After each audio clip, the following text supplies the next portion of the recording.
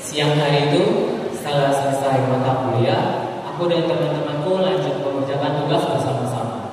Tugasku banyak banget, mulai dari bikin artikel, modul, makalah, media, dan lain-lain. Kayaknya ini akibat dari sering nunda-nunda deh. Kami pun fokus mengerjakan dan tidak terasa hari sudah sore.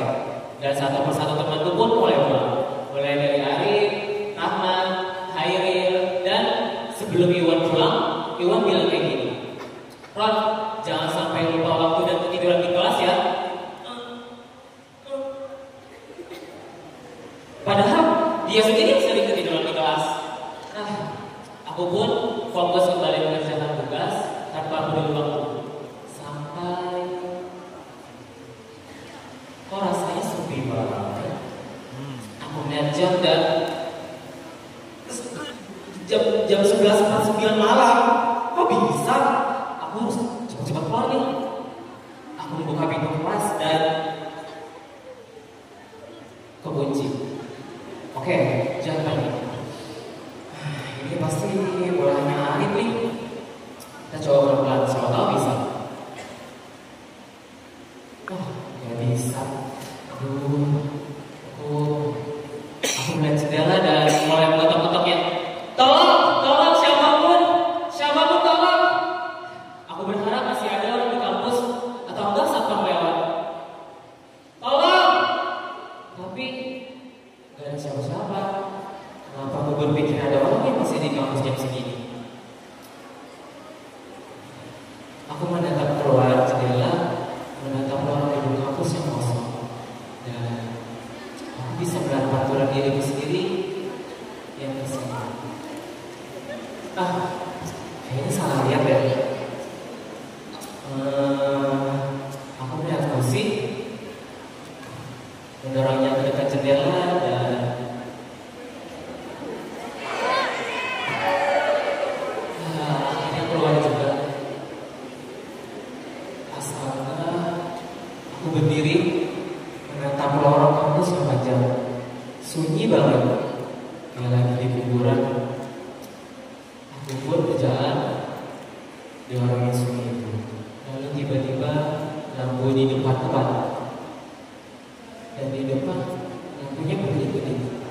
Padahal perasaan kemarin lampunya baik-baik aja deh. Kok ini tiba-tiba mati sih?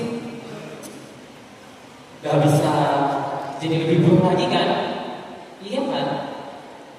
Aku lanjut berjalan dan tiba-tiba sisi gedung lampunya mati. Coba-coba mengambil HP, nyalakan flash, membuka WA dan nelfon Arif. Rip, tolongin Rip. Aku jemput nih. Rip, Arif, gak ada sinyal. Kayaknya kegelapan ini bikin aku sulit bernapas. Tiba-tiba di depan ada bunyi jatuh. Ada mana apa di sini? Gak ada jawaban. Padahal kalau beneran ada orang apa, takut aku bakal berkurang sedikit.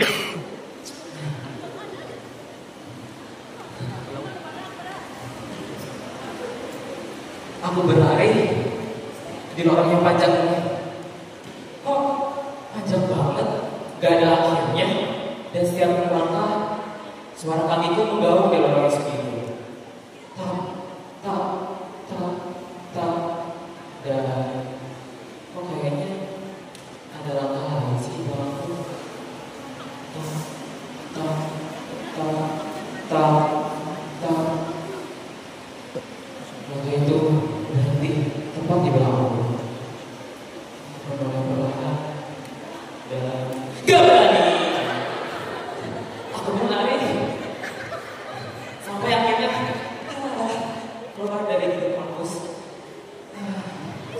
Kayaknya tempat terbuka gak bakal menakutkan kan? Aku merasakan besaran malam yang menyerap aku. Saat lembutnya kayak suara bisikan teman yang pengen menjemput. tinggi menjulang di kanan kiri, bergerak di tiup angin, tapi kok kayak bernafas. Aku mulai melangkah di mana lampu pinggir jalan berkedip-kedip, yang membuatku berpikir, kayaknya bukan cuma aku deh yang takut di sini. Aku lalu melihat spanduk penerimaan mahasiswa baru, yang di sana ada foto bapak Eva. Tapi kok mata bapaknya ngikutin aku terus ya? Makasih bapak. Lalu tiba-tiba, kok ada bau melati? Ada bau habis juga. Oh, ini pertanda gak baik nih. Lalu di pohon di ujung sana, aku melihat sesuatu atau seseorang yang menggunakan baju putih dan membelakang aku. Oh, itu pasti harus menurun perlahan, perlahan, perlahan, dan aku menginjak hati. Bunyinya nyaring banget sampai membuat sosok itu menoleh perlahan dan aku kembali lari sampai merasa capek. Sadar-sadar aku sekarang berada di kantin kampus. Ini kalau tempat makan pasti tempatnya aman kan? Dan ternyata enggak. Meja-meja terbalik, kursi-kursi berhamburan, misalkan satu meja di tengah ruangan, yang dimana di atas meja itu ada tempe mendoan. Masih panas lagi ada asapnya. Ini siapa yang bikin? Jangan-jangan sebelum setan yang punya datang, kayaknya aku harus pergi deh. Tapi ambil ya. Enggak deh. Aku pun berjalan sampai menuju laboratorium terpadu kampus. Aku harus melewati gedung ini nih sampai bisa ke sisi lain gedung untuk bisa sampai langsung ke depan gerbang kampus.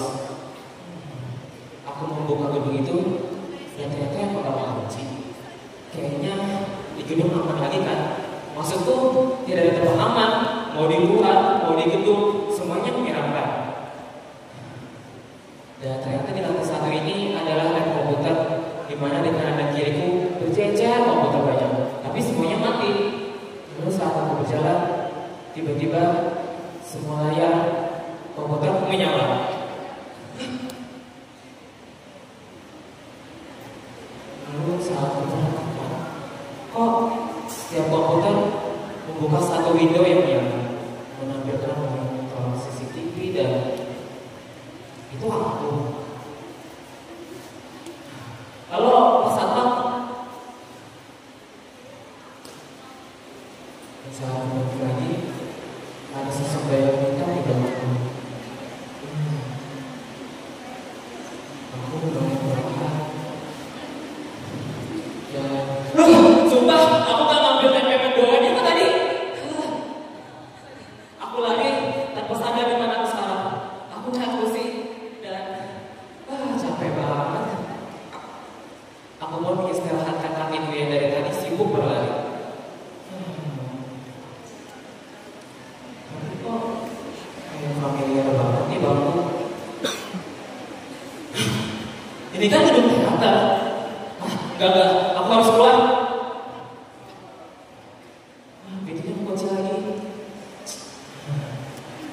Lalu saat aku hendak membuka pintunya lagi, tiba-tiba lampu di atas gedung teater pun menyala. Gak ada siapa-siapa. Ayo pikir. Ada jalan keluar di samping panggung teater. Aku pun sekarang berada di jalan keluar yang tertutup tirai. Aku menyebabkan perlahan-lahan dan ternyata cuma cermin dan itu mantul aku. Sejak kapan di jalan keluar ada cermin? Terus gimana dong aku lewat? Sekarang Sosok putih itu sekali lagi berada di belakangku. Kok di belakang terus sih? Kali-kali muncul di depan lah. Capek kan mulai terus. Lalu tiba-tiba aku dapat panggilan suara dari Arif. Halo Rip, Rip, Ram, lo di mana nih? Aku di kos. Kok kamu gak ada sih? Jangan bilang kamu ketiduran ya. Aduh, kampus itu jam 10 malam, bintangnya ada ditutup tau. Rip, aku lagi di gedung teater nih. Rip, Arif. Sinyalnya hilang lagi. Ini selalu melancar ya. Sosok putih itu sudah berada tepat di belakangku. Tangannya yang putih pucat dan boros kering perlahan-lahan mulai menyentuh pundakku.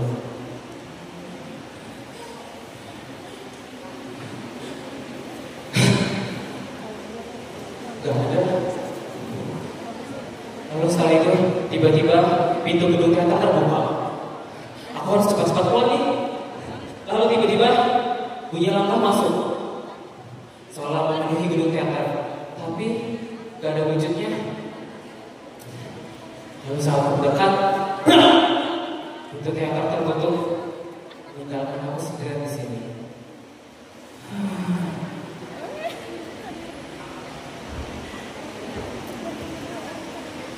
Ya, disinilah aku terkunci di dalam gedung teater yang aku tahu pasti bahwa di tempat tubuhnya telah dipenuhi setan-setan dan hantu-hantu yang sedang menontonku.